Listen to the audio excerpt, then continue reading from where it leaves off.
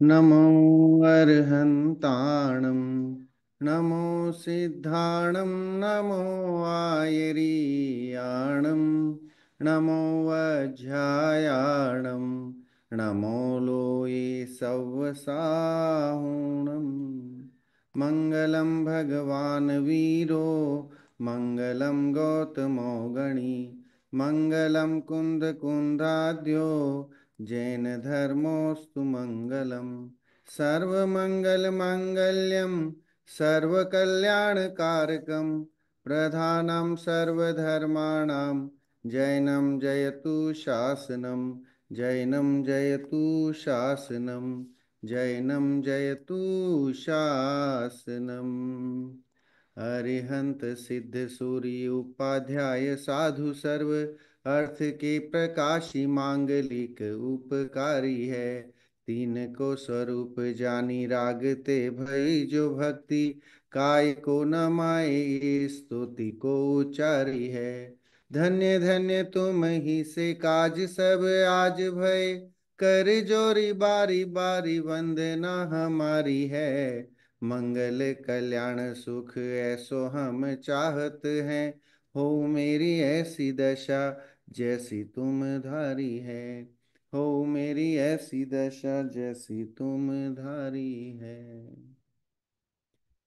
यह स्टोपदेश जी नामक ग्रंथ जो है आचार्य पूज्यपाद स्वामी द्वारा विरचित, जिसकी स्वाध्याय चल रहा है। और हम विगत तीन गाथाओं की चर्चा हम कर चुके हैं, मंगलाचरण और उसके बाद गाथा नंबर 2 और 3। आज जो हमारा विषय है गाथा नंबर 4, उस पर हम चर्चा करेंगे। स्वाध्याय शुरू करने से पहले स्वाध्याय के लाभ क्या हैं वो हम यहाँ देख लेते हैं। क्रोधादि कषायों की मंदता होती है। स्वाध्याय करने से अल्प ज्ञान होने पर भी तीन लोक का ज्ञान होता है। और स्वाध्याय के लाभ में तीसरा विशेष लाभ है, अधिक अधिक ज्ञान होने से हमें आनंद विशेष की प्राप्ति होती है। तो इस कारण से हम स्वाध्याय से जुड़ते हैं और स्वाध्याय करने का जतन या पुरुषार्थ करते हैं। आज का विषय पूज्यपाद स्वामी के बारे में हमने जाना ही है। चौथी गाथा के बारे में आज हम जानेंगे। और व्रतों का करने से क्या स्वर्गाधिक मिलते हैं या नहीं, इसकी चर्चा भी आज इस गाथा में जो है अपन करेंगे। पिछली विगत जो तीसरी गाथा थी, तीसरी गाथा का एक बार हम यहाँ पाठ बेटा कहाँ लिखा है?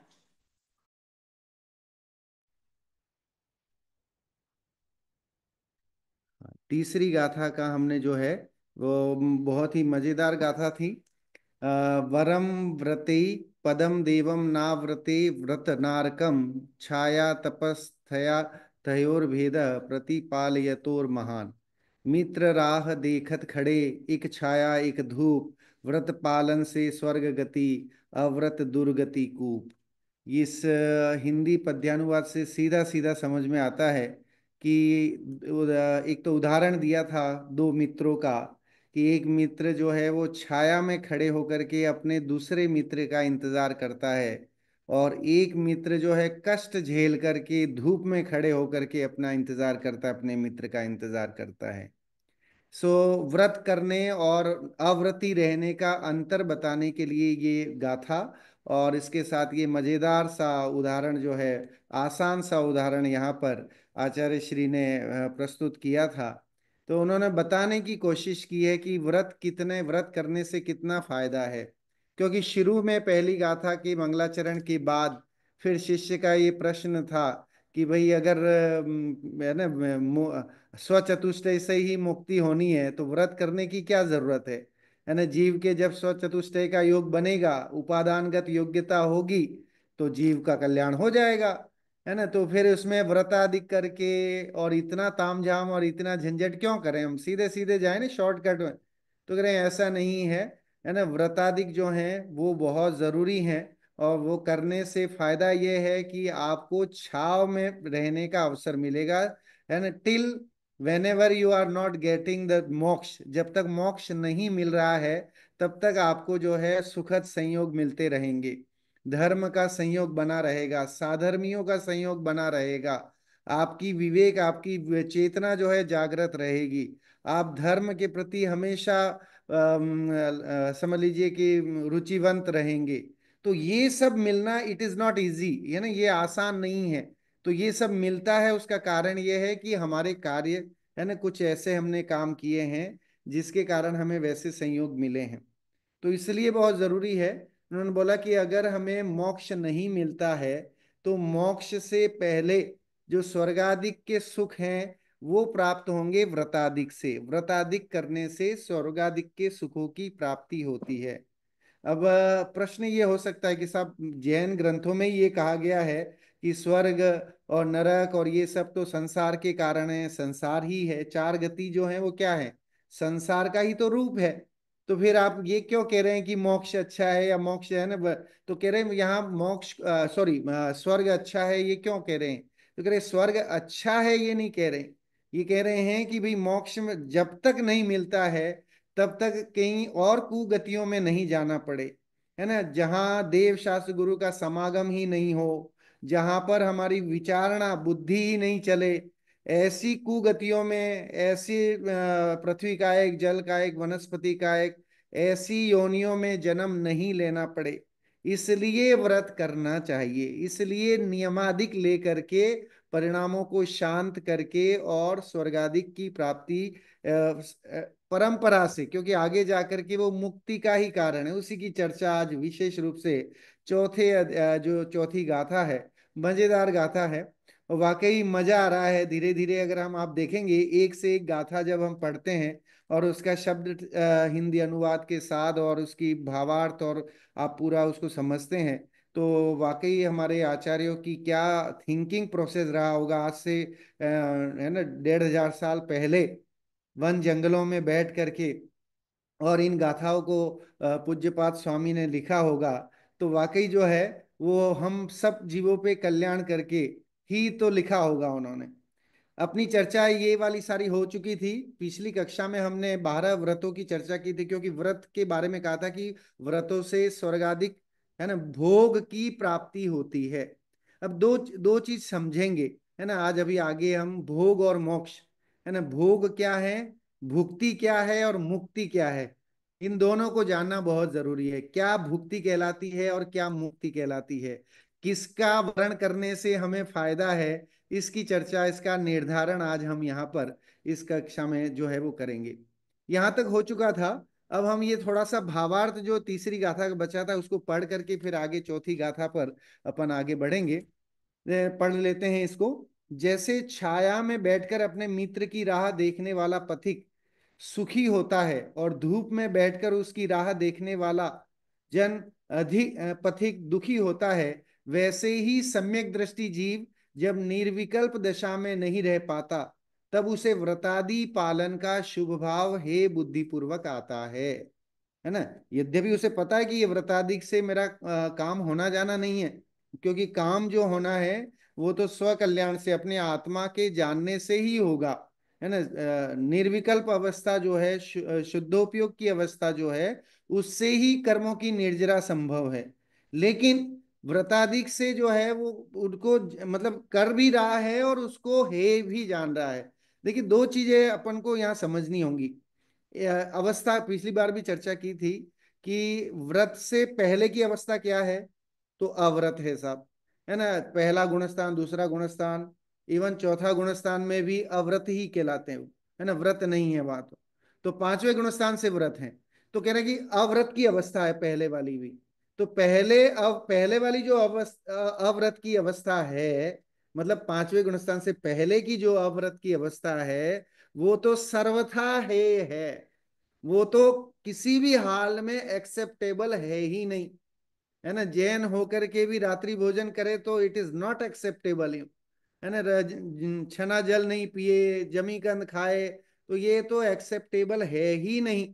एक श्रावक श्रावक के अनुसार, एक श्रावक के उचित जो लॉज हैं, बायलॉज, जैन ग्रंथों के हिसाब से हैं, अष्टमूल गुण का पालन, देवी पूजा, गुरुपास्ति, स्वाध्याय, संयम, तप, दानम चेति गृहस्थानाम, षट कर्माणि दिने दिने, तो ये तो एक बेसिक है कि तो ही श्रावक कहलाएगा कि ये चीजें होनी चाहिए, है ना। कई बार लोग कहते हैं कि साहब श्रावक धर्म में कहाँ धर्म होता है।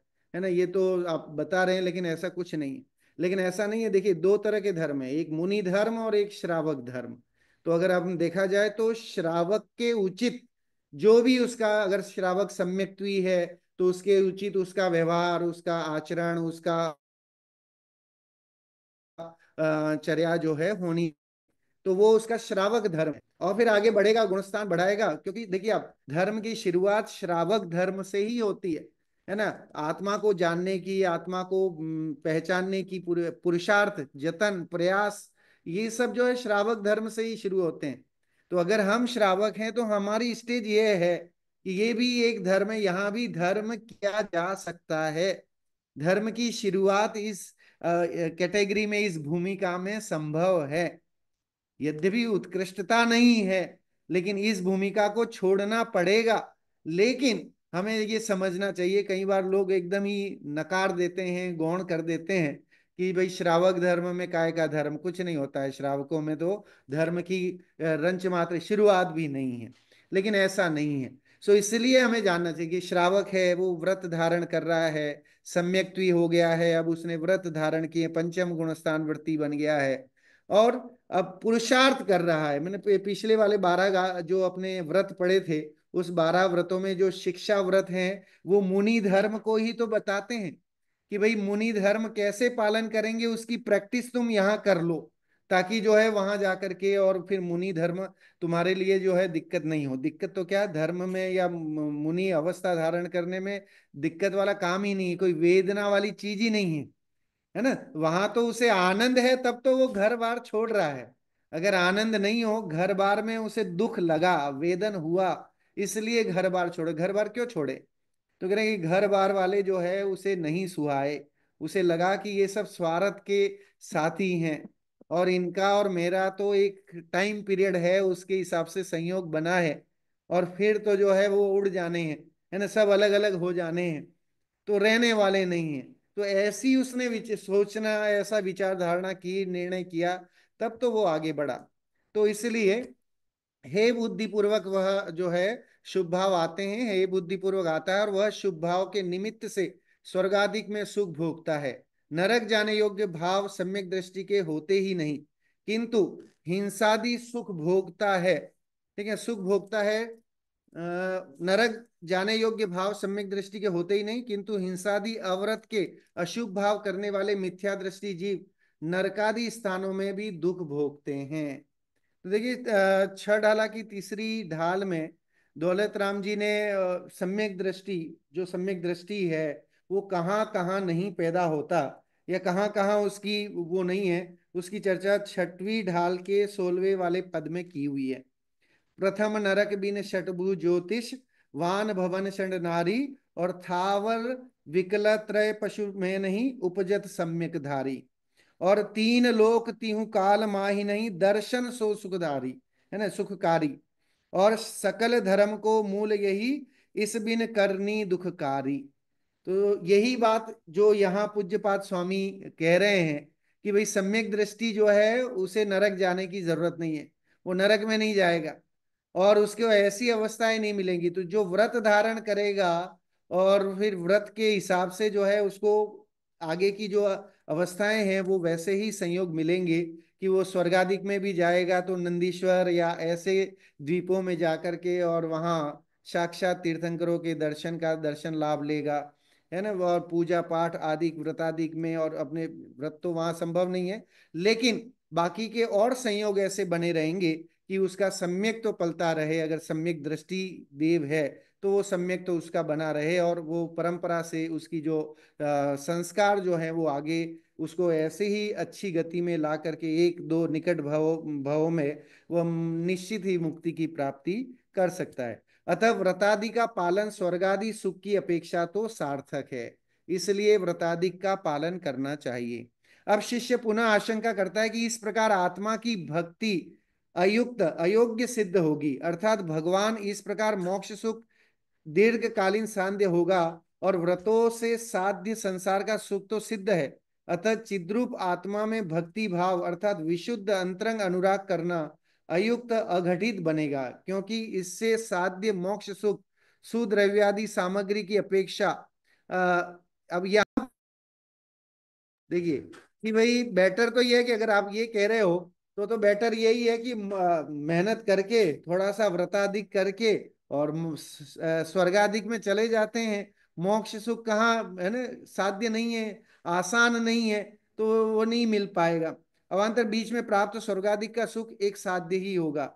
यहाँ भी आचार्य समाधान करते हैं कि ऐसा भी नहीं है, क्योंकि व्रतादि की निष्फलता नहीं बने, इतना ही नहीं किंतु वैसे होने पर तू तो आत्मभक्ति को अयुक्त बतलाता है, यह भी ठीक नहीं है, ऐसा अर्थ है। क्योंकि अब इसके आगे की जो गाथा है इसमें कह रहे, ये प्रश्न यहाँ किया कि भाई आप ये कह रहे हो कि व्रताधिक करने से स्वर्गाधिक सुख मिलते हैं, तो बेटर है कि हम ये सस्ता सौदा काम कर लेते हैं, स्वर्ग आदिक में चले जाते हैं, मोक्ष वाला काम थोड़ा टेढ़ा है, तो उसको छोड़ देते हैं, है ना, वो और उसको नेग्लेक्ट कर देते हैं, उसको गौण करके शिष्य जो है स्वर्गादिक में ही संतुष्ट होना चाहता है।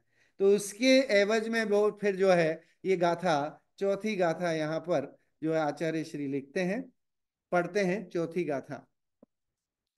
यत्र भाव शिवम दत्ते द्योकियदूरवर्तिनी यो नयत्याशु गव्यूतिम क्रोशार्धे किं ससीदति।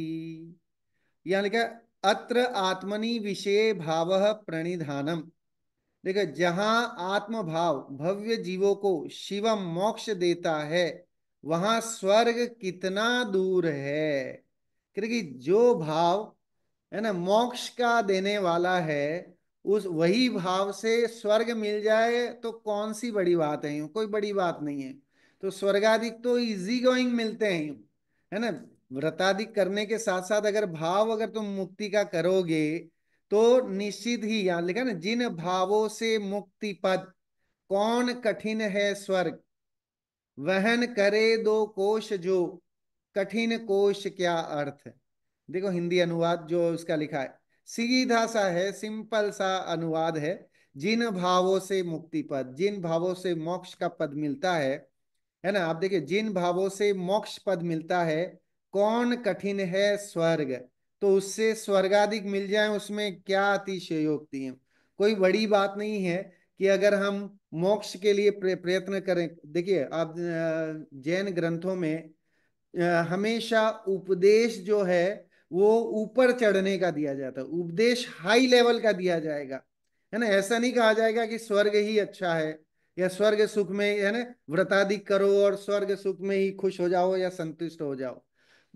उपदेश हमेशा हाईएस्ट दिया जाएगा, सुपीरियर दिया जाएगा, सुप्रीम दिया जाएगा, है ना। कहा यही जाएगा कि घर बार छोड़ करके, है ना, अपना सर्व परिग्रह का त्याग करके अपनी आत्मा में लीन हो करके और अष्ट कर्म का अभाव करके मोक्ष की अवस्था को प्राप्त करना, दिस इज द और डेस्टिनेशन, ये हमारा प्रयोजन है, ये हमारा उद्देश्य होना चाहिए। लोकल में भी वैसे भी हम कहते हैं ना, व्यवहारिकता में भी, कि सोचो तो हमेशा बड़ा सोचो, है ना, छोटा मत सोचो, है ना। हमेशा विचार हम कैसे रखें कि एकदम ही बड़े, छोटे विचार रखोगे तो आप वहीं तक लिमिटेड रह जाओगे, वहीं सीमित हो जाओगे। तो यहां भी कह रहे हैं कि उपदेश हमेशा ऊपर चढ़ने का दिया जाता है, लेकिन रास्ते में ये स्वर्गाधिक मिल जाए तो उसमें कोई बड़ी बात नहीं है ना। स्वर्गाधिक इजी गोइंग मिलेंगे, इसके लिए कोई पुरुषार्थ करने की तत्शिवम मोक्ष भावु काय भव्याय इति शेषः तस्य आत्म विषयस्य शिवदान समर्थस्य भावस्य द्यो स्वर्गः कियद दूरवर्तिनी कियद दूरे किम परिमाणे व्यवहित देशे वर्तते निकट एव तिष्ठति इति अर्थः, है ना। निकट एव तिष्ठति, निकट एव तिष्ठति, तिष्ठति जनरली शब्द संस्कृत का है, तिष्ठति का मतलब होता है बैठना, तो यहां पर नजदीक होने के अर्थ में तिष्ठति शब्द का प्रयोग किया है। निकट एव तिष्ठति इति अर्थ, कह रहे हैं कि ये निकट ही बैठा है ना। मोक्ष के लिए पुरुषार्थ करोगे तो स्वर्ग तो बोनस में मिलेगा, है ना। आपको एक के साथ एक फ्री वाला आदत पड़ी हुई है ना हमें, तो वो भी अगर हम मोक्ष की पुरुषार्थ करेंगे, अपनी आत्मा का ध्यान लगाएंगे, आत्मा की धुनी लगाएंगे, तो परिणामों में इतनी मंदता होगी कि कर्मों के है ना, आप देखिए झरण होकर के पुण्य का संचयन स्वयं हो जाएगा। और पुण्य का संचय से जो है वो जो उसकी सुगति रूप अवस्थाएं मिलनी है, वो अपने आप ऑटोमेटिक सिस्टम है कि जीव परिणाम अच्छे करेगा, शुभ परिणाम से स्वर्गादिक मिलेंगे, और अशुभ परिणामों से नरकादिक का द्वार खुला है, और शुद्ध परिणामों से मुक्ति का मार्ग है। सीधा सीधा तीन अलग अलग डाइवर्जन है ना, कि तीनों डाइवर्जन के हिसाब से हमें सोचना है कि कहाँ हमें अपना डाइवर्जन देखना है।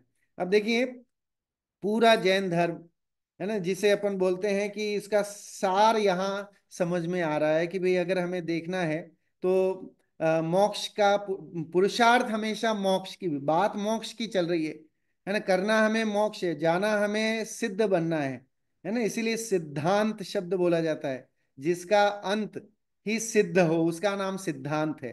तो हमारा सिद्धांत क्या है, जैन धर्म का सिद्धांत, कि हमें सिद्ध तक पहुंचना, ये हमारा सिद्धांत है ना।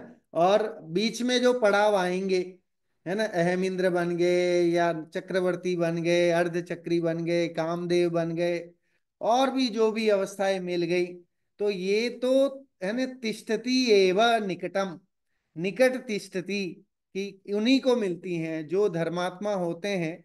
अब देखिए 63 शलाका पुरुष कौन बनते होंगे, है ना, जो 63 शलाका पुरुषों की चर्चा अपने पुराणों में आती है, तो 63 शलाका पुरुष कौन बनते होंगे, तो कह रहे हैं कि ये ऐसे ही जीव बनते होंगे जो मोक्ष का जतन करते हैं, पुरुषार्थ करते हैं, लेकिन कदाचित मुक्ति की प्राप्ति संभव नहीं हो पाती है, लेकिन पुण्य का संचयन इतना हो जाता है कि जिसके फल में उन्हें जो है वो ये ऐसी अवस्थाएं, ऐसे पद जो है वो मिलते हैं कि कभी तीर्थंकर के माँ बाप बन जाते हैं, कभी है ना, और कोई ऐसी अवस्थाएं मिल जाती हैं, कामदेव बन गए, नारायण बन गए, प्रति नारायण बन गए, बलभद्र बन गए, ये सारी अवस्थाएं, चक्रवर्ती बन गए, अर्ध चक्र बन गए, या कोई बड़े राजा बन गए, तो मुकुटबंद राजा बन गए, तो ये सब जो है वो वैसे ही लोग जो धर्मात्मा लोग हैं उन्हें ही संभव है। जो समझ लीजिए कि स्वर्गादि की वांछा से कोई जतन करता है, इच्छा से काम करता है, तो उसे स्वर्ग नहीं मिलता है, उसके लिए स्वर्ग भी नहीं है ना। ये जैन धर्म निर्वांछक धर्म है, यहाँ बिना वांछा के ही मिलता है ना। अब वो जनरली वैसे भी बोला जाता है ना, मांगन से बिन मांगे मोती मिले, और मांगे मिले न भीख। तो कह रहे कि बिना मांगे मोती मिल जाते हैं, और मांगने जाएंगे तो भीख भी नहीं देते हैं। तो ऐसे ही जैन धर्म का भी यही फंडा है कि हम हमें यहाँ अगर हमने ये अपेक्षा रखी कि व्रताधिक करके और स्वर्गाधिक की अपेक्षा से व्रताधिक किए तो स्वर्ग तो नहीं, लेकिन और ऐसे आर्द्र रौद्र परिणाम के फल में पाप ही कमाएगा। तो इसलिए निर्वांछक होकर के मुक्ति का एकमात्र लक्ष्य रख करके हाई थिंकिंग स्किल, है ना, हमें हमेशा उच्च सोच रखनी चाहिए कि हम अपने उस सिद्धावस्था का, सिद्धालय की का जो है एक लक्ष्य होगा, तो साथ में ये सहजता से मिल जाएंगे, इसके लिए जरूरत नहीं है लेने की। और फिर साथ में इसे देखिए, उसमें टीका में लिखा कि बिना इच्छा के, मतलब उसमें उतनी रुचि नहीं है, जो सम्यक दृष्टि है उसे सहज ये सारी चीजें मिल जाती हैं, तो उसमें उसे रस नहीं है, सहज ही, क्योंकि उसका लक्ष्य दूसरा है, तो इसलिए उसमें रस नहीं है। वो एक घटना आती है चक्रवर्ती की, कि भरत चक्रवर्ती के पास जाकर के किसी ने कहा कि साहब आपका तो क्या वैभव है, तो उसके वैभव के लिए उसे बताता है कि तू इस महल में घूम के आ, लेकिन ये तेल का एक कटोरा तुझे साथ में देते हैं, और इसमें से एक बूंद भी गिरेगी तो तेरी पीछे जो हमारा है ना सैनिक खड़ा है, वो तुम्हारा धड़ अलग कर देगा, नंगी तलवार लेकर के तुम्हारे साथ चल रहा है, एक बूंद नहीं गिरनी चाहिए इसमें से। वो पूरा महल छान के आ जाता है, घूम के आ जाता है, और जो आकर के फिर पूछते हैं महाराज की भाई क्या देखा आपने मेरा वैभव, तो कह रहे महाराज मैंने तो कोई वैभव नहीं देखा, मैंने तो ये तेल ही तेल देखा हूं, क्योंकि मेरी जान तो अटकी थी इस तेल में, कि अगर तेल की एक बूंद गिरी तो मेरी आज जो है वो मृत्यु निश्चित है। तो ऐसे ही भोगों में रहते हुए भी जिन्हें समझ लीजिए कि आत्मा का वैभव है, आत्मा का परिचय है, सिद्धालय की जिन्हें ललक है, जिन्हें मुक्ति की प्राप्ति करनी है, वो अवश्य ही जो है इन चीजों में अटकते नहीं हैं, है ना। तो इसलिए वो भोगी नहीं कहलाते हैं, वे योगी कहलाते हैं। देखिए भोगी कौन होता है? जो भोगों को भोगे उसका नाम भोगी, और जो भोगों को तिरस्कार कर दे, भोगों को दरकिनार करके भोग प्रति जरा भी इच्छा नहीं रखे, उसका नाम योगी है। तो हमें योगी बनना है, न कि भोगी बनना है। देखिए, जिन भावों से मुक्ति पद, कौन कठिन है स्वर्ग, वहन करे दो कोश जो, कठिन कोश क्या अर्थ। देखिए नीचे एक उदाहरण भी दे दिया, ऊपर सिद्धांत दिया है, नीचे उदाहरण दिया है कि जिन भावों से मुक्ति पद मिलता है, उन भावों से स्वर्ग पद मिलना कोई कठिन नहीं है, बहुत आसान है कि स्वर्ग पद तो मिल जाएगा, है ना। वहन करे दो कोश जो, देखिए वहां गव्युति शब्द लिखा, गव्युति का मतलब है दो कोस, एक कोस में कम से कम 3 किलोमीटर के लगभग, तो छह है ना, 6 किलोमीटर के लगभग हो जाता है। सो छह, दो कोस मतलब 6 किलोमीटर तक जो वहन, है ना, अपना भार वहन कर सकता है, जो 6 किलोमीटर तक अपना भार ढो करके चल सकता है, उसके लिए आधा किलोमीटर बोलेंगे जा, है ना, चल ले तो मना करेगा क्या? तो करेगा नहीं करेगा। ऐसे ही कोई बॉडी बिल्डर हो और वो कम से कम 100 किलो उठा सकता है, उससे कहो कि साहब 50 किलो उठा ले, तो उसके लिए कोई दिक्कत है क्या? तो कहेंगे कोई दिक्कत नहीं है, वो 50 किलो तो है, इजी गोइंग, बाएं हाथ का खेल नहीं हो कहेगा वो, है ना। 50 के जो 100 किलो उठा सकता है, जो 200 400 किलो उठा सकता है, उसके लिए 100 किलो कुछ नहीं है। तो जो बहुत भार उठाकर कोसों जा सकता हो, उसे आधे कोस जाने में क्या दिक्कत है? मतलब कोई दिक्कत नहीं है, वो आराम से उसको उठा सकता है। तो ऐसे ही कह रहे कि जिन भावों से मोक्ष मिल सकता है, उन भावों में बीच में अगर स्वर्गाधिक मिल जाए तो there is no doubt, you कोई दिक्कत नहीं, मिल आसानी से मिल सकते हैं, है ना। देखिए आप खेती करते हैं, किसान खेती करता है तो अनाज के लिए करता है, लेकिन साथ में क्या होता है कि उसमें घास भी निकल आती है ना। वो चाह करके तो घास नहीं उगाता है कि कोई किसान घास की खेती करता हो, कि ऐसा नहीं होता है। कोई किसान घास की खेती नहीं करता, है ना। सभी किसान जो हैं वो अनाज की खेती करने के, अनाज रोपते हैं और अनाज चाहते हैं। तो धान चाहते हैं, धान के लिए अन्य वो साथ में मिल जाए तो कौन सी बड़ी बात है ना। उसको अगर चारा मिल गया, है ना, 5-10 हजार का चारा उस अनाज के साथ मिल गया, तो कोई बड़ी बात नहीं है। क्यों? क्योंकि उसने तो धान रोपा था। तो ऐसे ही हमने तो पुरुषार्थ मोक्ष का किया था, और हमें अगर स्वर्ग में अहेमिंद्र आदि के पद मिल जाएं, चक्रवर्ती के पद मिल जाएं, तो कोई बड़ी बात नहीं है। तो देखिए यहाँ यत्र मतलब जहां, भाव आत्म भाव भव्य जीवों को शिवम मोक्ष देता है, वही वहां स्वर्ग कितना दूर है? कुछ दूर नहीं, अर्थात नजदीक ही है। यह मतलब जो मनुष्य भार को गव्युति 2 कोस तक आंसू जल्दी से ले जाता है, नयति मतलब ले जाता है ना, जो 2 कोस तक बहुत सारा भार उठा करके जल्दी से ले जाता है, सह मतलब वह मनुष्य उस भार को कोशार्धे, है ना, ये देखो संधि शब्द है, कोश अर्धे मतलब आधा कोस, है ना, आधा कोस ले जाने में क्या थक जाएगा? भिन्न होगा, खिन्न होगा, दुखी होगा कि नहीं होगा? है ना, वह दुखी नहीं होगा, उसके लिए बहुत आसान काम है। सो यहाँ देखना है हमें कि स्वर्ग मुक्ति की चाह से भोग की प्राप्ति होती है। अब भोग क्या है और मोक्ष क्या है? भुक्ति और मुक्ति दो शब्द आए ना। सो कहना कि भोग मतलब है स्वर्गादिक की प्राप्ति, इसका नाम भोग है। देखो शास्त्रों में भोग और मोक्ष शब्दों का कई जगह अलग उल्लेख मिलता है। सरल शब्दों में इसको समझना है तो यह समझ लो कि जब सांसारिक या सामाजिक उपलब्धियों की ओर आपका ध्यान होता है तो आप भोग कर रहे हैं, और जब अपने भीतर बैठे भगवान की ओर आपकी दृष्टि होती है और आप आध्यात्मिक उन्नति करते हुए उपलब्धि प्राप्त करते हैं, तो वह मोक्षदायिनी होती है ना, वो मोक्ष की ओर अग्रसर कराती है।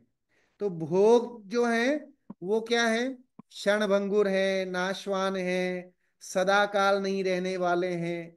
स्वर्गाधिक भी 33,000 सागर, जो भी उत्कृष्ट से उत्कृष्ट आयु होगी, वो करके फिर छह ढाला जी की जो वो पंक्ति याद आनी चाहिए, कहते चय थावर्तन धरे, यो परिवर्तन पूरे करे, कि स्वर्गादिक में भी जा करके हमें वो स्थिरता नहीं है, वो अनाकुलता नहीं है, वो परमानेंसी नहीं है। इस कारण से हमारे लिए स्वर्ग सुख भी हे है, त्याज्य है, छोड़ने लायक ही है, उसकी भी हमें वांछा नहीं है। हमें वांछा तो निराकुल सुख की है, हमें वांछा तो स्थायित्व पद की है, हमें वांछा तो अचल पद की है, कि जहां फिर कोई चलने का काम नहीं हो, है ना, अडिग एक रहे, ऐसी अवस्था की प्राप्ति होने की वांछा है। तो वो हमारा डेस्टिनेशन है। लेकिन रास्ते में आने वाले इन चीजों को भी जो है दरकिनार नहीं करना, क्योंकि यहां से फिर और संयोग ऐसे अच्छे मिलेंगे, ऐसे भाव मिलेंगे कि जिससे हो सकता है कि आगे मुक्ति संभव हो। लेकिन अगर परिणाम, क्योंकि परिणामों का खेल है, जैन धर्म सारा परिणामों का है, जैन धर्म गुण प्रधान धर्म है, तो परिणाम बिगड़े तो कहते चाहे थावर्तन धरे, अगर वहां भी, क्योंकि वो गति ऐसी मिलती है, तो वहां भी आकर के उसको ऐसी किसी है ना स्थावर आदि जीवों में जन्म लेना पड़ता है, फिर वहां से चल करके फिर संस्कारवश कोई मनुष्य जन्म मिले, और फिर मुनि धर्म अंगीकार करके और फिर आगे मुक्ति की प्राप्ति संभव होती है। लेकिन एक दो भाव में, निकट भाव में, निकट भविष्य में जो है, जिसने आत्मा का पुरुषार्थ किया है, जिसने समझ लीजिए कि सम्यक्त्व का भान किया है, समझ लीजिए, है ना, सही ज्ञान, यथार्थ ज्ञान समझा है, तो उसे निश्चित ही, है ना, भवांत निकट भविष्य में मुक्ति की प्राप्ति संभव है। इसीलिए तो कहा है कि भाई निश्चितम स भवेद भव्यो भावी निर्वाण भाजनम। कह रहे हैं कि जिसने जिनवाणी की बात बड़े प्रेम से सुनी है और समझी है, शांत चित्त होकर के बड़े आनंद से सुनी है, उसका भविष्य निकट है ना, उसका भविष्य उज्जवल है। ये भले उसको एक दो भव लग जाए, स्वर्गादिक में जाना पड़ जाए, लेकिन जो है उसका भव का अभाव निश्चित है, क्योंकि भव्य कहा है। भव्य मतलब जो निश्चित ही मोक्ष जाएगा उसका नाम भव्य, जो कभी मोक्ष नहीं जाएगा उसका नाम अभव्य। न भव्य इति अभव्य, जो भव्य नहीं है, जो कभी मोक्ष नहीं जाएगा, उसका नाम अभव्य है। देखिए दर्शन पाठ में युगल जी ने इस चीज को बहुत अच्छे से लिखा कि जब हम जैन मतलब प्रभु के दर्शन करते हैं, तो दर्शन से हमें क्या क्या मिलता है ना, क्या धर्म करने से हमें क्या, किसकी प्राप्ति होती है और क्या होता है। देखिए, दर्शन श्री देवाधिदेव का, दर्शन पाप विनाशन है, दर्शन है सोपान स्वर्ग का, और मोक्ष का साधन है। पहली दो लाइनों में इस गाथा का मर्म आ गया कि भगवान के दर्शन आदिक, दर्शन मतलब उनकी श्रद्धा, है ना, उनके प्रति श्रद्धा, ज्ञान और आचरण रूप दर्शन। तो यहाँ कह रहे कि वो सम्यक्त्व की बात, सम्यक्त्व मतलब तीनों गर्भित हो गए, है ना, भाववाचिक संज्ञा है, ये तो तीनों हो गए, सम्यक दर्शन, सम्यक ज्ञान, सम्यक चारित्र रूप। देवादि देव, है ना, के दर्शन से पाप का नाश होता है, और दर्शन स्वर्ग का सोपान है। अरहंतादिक सिद्धों का गुण स्मरण, ये हमें स्वर्ग का सोपान, स्वर्ग में ले जाते हैं, और मोक्ष का साधन है। और क्योंकि ये मोक्ष उत्तरोत्तर में आगे हमें मोक्ष का भी कारण है, क्योंकि अगर हम पंच परमेष्टि की शरण में नहीं रहेंगे तो डेफिनेटली हम जो है कहीं भटक जाएंगे। तो इसीलिए कहा ना कि शुद्धातम अरु पंच गुरु, जग में सरनो दो, इस जगत में दो ही शरण है। सबसे पहला अपनी आत्मा को जान करके मुक्ति की प्राप्ति करना। अगर अपनी आत्मा का परिचय भान नहीं हो पाता है, तो दूसरी शरण कौन है कि जिन्होंने आत्मा को जाना है, ऐसे हमारे पंच गुरु, अरहंत सिद्ध आचार्य उपाध्याय साधु, इनके दर्शन, इनकी स्तुति, इनका सानिध्य जो है हमें स्वर्ग और मुक्ति का कारण है ना, भुक्ति और मुक्ति दोनों मिलती हैं। 24 तीर्थ याद है वो, भुक्ति मुक्ति दातार, 2400 जिन राजवर, कह रहे कि ये भुक्ति के भी दातार हैं और मुक्ति के भी दातार हैं। तो स्वर्ग तीर्थंकरों का स्तवन, तीर्थंकरों के पाद प्रक्षालन, ये सब जो है वो भुक्ति का कारण है, स्वर्गाधिक दिलाता है। लेकिन साथ में हमारी श्रद्धा बढ़ती है ना। जब श्रद्धा होती है तो ज्ञान निर्मल होता है, और जब ज्ञान निर्मल होता है तो फिर आचरण जो है वो स्ट्रांग हो जाता है ना। आचरण में स्ट्रांगता लाने के लिए है ना, मजबूती लाने के लिए दर्शन और ज्ञान का निर्मल होना बहुत जरूरी है। सो इसलिए परंपरा से स्वर्ग और मोक्ष का कारण यहाँ पर बताया। श्री जिनेन्द्र के दर्शन ओ निर्ग्रंथ साधु के वंदन से, अधिक देर अग नहीं रहे जल छिद्र सहित कर में जैसे। कि जिनेन्द्र के दर्शन से और निर्ग्रंथ साधुओं के वंदन से हम अधिक देर अघ, अघ मतलब पाप, पाप रहता नहीं है। जल छिद्र सहित कर में जैसे, जैसे अंजुलि में अगर हम पानी भर लें, है ना, हथेली में पानी भर के रखें तो पानी कितनी देर तक रहेगा। तो कहेंगे हमारी उंगलियों के बीच में छेद हैं, तो उन छेदों से वो पानी निकल करके और बह जाएगा। वीतराग मुख के दर्शन की, पद्म राग सम शांत प्रभा, जन्म जन्म के पातक क्षण में, दर्शन से हो शांत विधा। कह रहे हैं कि जिनेन्द्र के दर्शन से जो है हमारे जन्म जन्म के पाप जो है वो क्षण में है ना, उदीर्णा होकर के और पुण्य में संचित हो जाते हैं। दर्शन श्री जिन देव सूर्य संसार तिमिर का करता नाश, बोधि प्रदाता चित्त पद्म को सकल अर्थ का करे प्रकाश। सो ये दर्शन जो है जिनेन्द्र दर्शन, ये हमें बोधि प्रदाता है, हमें हमारी चक्षु खोलने वाला है। भगवान के सामने जाते हैं तो हमारे नेत्र खुल जाते हैं। हम तो अभी तक जो है वो भोगों में ही मस्त थे, हम भोगी बने हुए थे। लेकिन जब जिनेन्द्र के सामने जाते हैं तब योगी होने का जो एक महत्व है वो समझ में आता है कि आखिर अगर इस दुनिया में, इस पूरे यूनिवर्स में कोई सुखी है तो वो योगी ही है ना। हमारे 2400 तीर्थंकर कौन है, तो कह रहे हैं वो योगी हैं, है ना। अपने मन वचन काय को कंट्रोल में करके बैठे हुए हैं।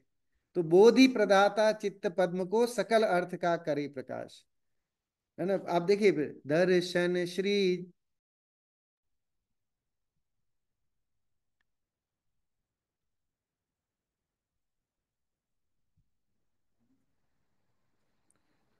एक मिनट। हाँ। दर्शन श्री जिनेन्द्र चंद्र का सदधर्मामृत बरसाता, जन्म दाह को करे शांत ओ सुख वारिधि को विकसाता, सकल तत्व के प्रतिपादक सम्यक्त्व आदि गुण के सागर, शांत दिगंबर रूप नमु देवाधिदेव तुमको जिनवर। सो हमारे जिनवर जो हैं वो कैसे हैं, सकल तत्व के प्रतिपादक, सातों तत्व को बताने वाले, सम्यक्त्व आदि गुणों के सागर हैं। तो इसलिए उनकी शरण में जाने से हमें मुक्ति की प्राप्ति सहज होती है। और जब वो मुक्ति की प्राप्ति के लिए हम उनके पास जाएंगे तो सहज ही स्वर्गादि की उपलब्धि हो जाएगी। देखिए दौलत राम जी ने, सॉरी, टोडरमल जी ने मोक्ष मार्ग प्रकाशक में पहले अध्याय में एक विषय लिखा, पूज्यत्व का कारण। और फिर अरहंतादिक से प्रयोजन सिद्धि, ये भी एक टॉपिक बहुत पढ़ने लायक और समझने लायक है कि अरहंतादिक की पूजा पाठ करने से जो है हमारे प्रयोजन की सिद्धि होगी कि नहीं। तो कह रहे कि अरहंत आदि की भक्ति से, उनकी श्रद्धा से जो है हमें स्वर्गाधिक मिलेंगे कि नहीं मिलेंगे, हमारे प्रयोजन की सिद्धि। मतलब वहां शिष्य पूछता है कि भाई हमें कुछ फायदा होगा कि नहीं, है ना, कुछ लक्ष्मी मिलेगी कि नहीं, कुछ और सुख, है ना, साता होगी कि नहीं, कुछ ऐसा संयोग मिलेंगे कि नहीं, सांसारिक सुख की अपेक्षा, मतलब भोग की अपेक्षा से बात कर रहा है शिष्य कि हमें भोग मिलेंगे कि नहीं। तो टोडरमल जी ने वहां कहा कि भाई मिलेंगे, है ना, लेकिन वांछा रखने वाले को नहीं मिलेंगे। निर्वांछक जो होगा उसे सहज ही जो है वो ये सारी चीजें रास्ते में आने वाली पड़ाव की तरह मिलती जाएंगी। टीका पढ़ते हैं, जहां अर्थात आत्म विषय के भाव, आत्म ध्यान देता है, प्रदान करता है, भव्य जीव को शिव अर्थात मोक्ष देता है, मोक्ष प्रदान करने में समर्थ है, उस आत्म ध्यान से स्वर्ग कितना दूर है, कितना दूर अर्थात कितने फासले पर रहे हुए क्षेत्र में वर्तता है, निकट ही रहता है, ऐसा अर्थ है। क्योंकि इस ध्यान के साथ उपार्जित पुण्य का यह एक फल है। कह रहे कि हम जब अपनी आत्मा का ध्यान लगाते हैं तो उससे उपार्जित यह पुण्य का फल है, और जिससे हो सकता है कि मुक्ति की प्राप्ति संभव नहीं हो, लेकिन आत्म ध्यान के बल से जो कहा ना, किए कितने जन्म जन्म के किए पाप तत्क्षण हो विलय। तो जिनेन्द्र की दर्शन से, स्मरण से, अपने आत्म आत्म ध्यान में लीन होने से यह काम संभव है कि जन्म जन्म के हमारे पातक जो हैं एक क्षण में समझ लीजिए कि वो पुण्य में संचित हो सकते हैं, नष्ट हो सकते हैं, ये कार्य संभव है। तथा तत्वानुशासन में भी कहा है, गुरु का उपदेश प्राप्त कर सावधान हुए प्राणियों द्वारा ध्याने में आया हुआ यह अनंत शक्ति वाला आत्मा, आत्म ध्यान करने वाले को कहा है, को भुक्ति और मुक्ति प्रदान करता है। जो आत्म ध्यान में लीन है ना, उसे ही भुक्ति की प्राप्ति और उसे ही मुक्ति की प्राप्ति संभव है। परंपरा रूप से फिर मुक्ति मिलेगी। पहले अगर उसे है ना, समय आयु कर्म बंधा है जितना है, तो वो पूरा करके फिर आगे बढ़ेगा। तो अब देखिए, सम्यक्त्वी ही, जिन्होंने आत्मा का ध्यान लगाया है, जिन्होंने आत्मा का परिचय किया है, वे ही भुक्ति, भुक्ति मतलब स्वर्गाधिक, है ना, की प्राप्ति भी उन्हें ही होती है। ऐसे ही किसी को स्वर्गाधिक की प्राप्ति नहीं हो जाती है। जो मंद कषाय रूप परिणाम रखता है, जीवों के प्रति दया की भावना रखता है, एकेंद्रियादिक जीवों की हिंसा की विराधना भी नहीं करता है ना, तो ऐसे जीव ही जो है वो आगे बढ़ करके भुक्ति के योग्य होते हैं, है ना। भुक्ति मतलब स्वर्गाधिक के लिए भी एलिजिबिलिटी है, कि हर एक को स्वर्गाधिक नहीं मिल जाता है, कि स्वर्गाधिक के लिए भी काम हमें आत्म ध्यान पुरुषार्थ हमारा वो होना चाहिए, उसके साथ ही सहज में फिर वह जो है हमें यहाँ प्राप्ति होती है। यह आत्मा अरहंत और सिद्ध के रूप में चिंतवन करने में आने पर चरम शरीरी को मुक्ति प्रदान करता है। अब देखिए, चरम शरीरी मतलब क्या? तो कह रहे हैं उसी भव से मुक्ति प्राप्त करने वाला, उसका नाम है चरम शरीरी। तीर्थंकर, हमारे 2400 तीर्थंकर चरम शरीरी होते हैं।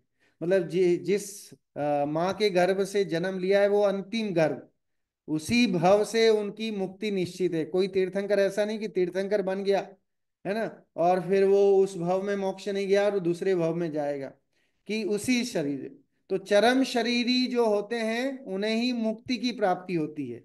और जो अगर वैसे देखा जाए, जो चरम शरीरी नहीं होते हैं और आत्मा की धुनी लगाते हैं, है ना, वे भुक्ति तक पहुंचते हैं और फिर पुरुषार्थ करके और बाद में जो है वो मुक्ति की प्राप्ति करते हैं। और उसका ध्यान के साथ पुण्य उपार्जित करने वाले अन्य को वह भुक्ति अर्थात, है ना, मार्ग इत्यादि प्रदान करता है।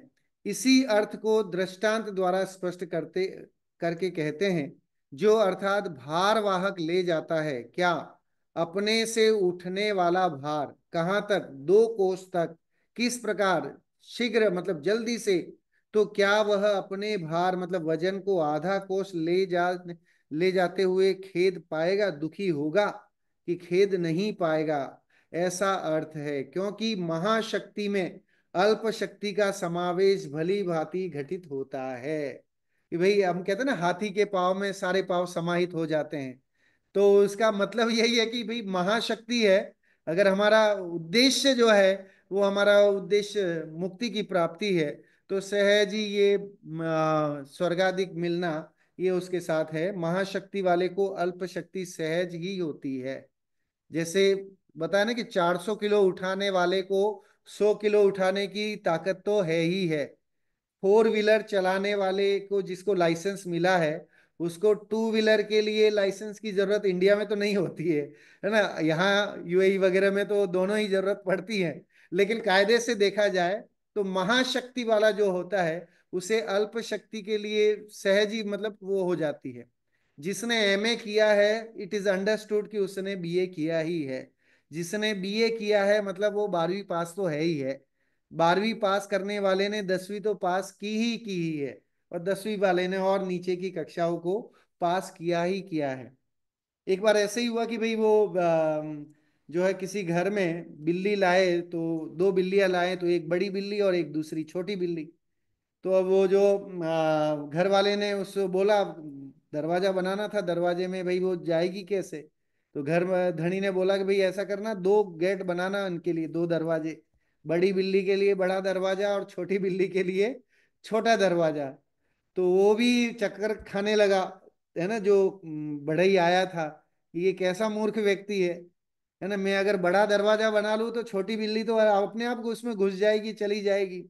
लेकिन वो माने नहीं, कह रहे साहब एक दरवाजा बना देता हूँ, बड़ा सा बना देता हूँ, तो उसमें बड़ी भी आ जाएगी और छोटी भी आ जाएगी। तो कह रहे ऐसे कैसे आ जाएगी साहब, आप छोटी के लिए छोटा दरवाजा बनाओ और बड़ी के लिए बड़ा दरवाजा बनाओ। लेकिन ये सिद्धांत हमें बताता है कि महाशक्ति वाले में अल्प शक्ति सहज होती है। तो उसने कहा कि साहब ऐसा करो, मैं पहले बड़ा दरवाजा बनाता हूँ, आप दोनों बिल्ली लेके आओ, फिर अपन एक एक करके उसको अंदर डालते हैं और देखते हैं कि जाती हैं कि नहीं जाती। और फिर उसने ऐसे ही किया। तो बड़ी वाली में बड़ी तो चली गई, छोटी वाली बिल्ली भी आराम से आना जाना करने लगी। तो ऐसे ही महाशक्ति जो है उसमें अल्प शक्ति सहज हो जाती है।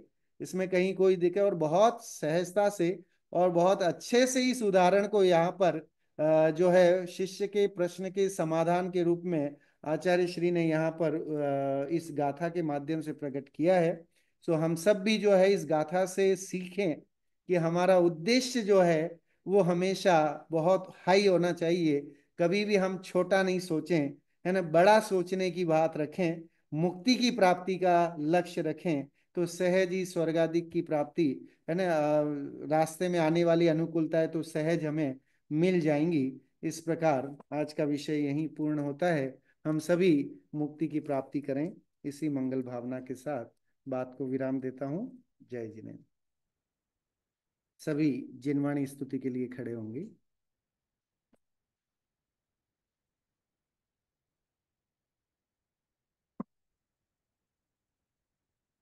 मिथ्यातम नाश वेको ज्ञान के प्रकाश वेको आपा पर भास वेको भानु सी बखानी है।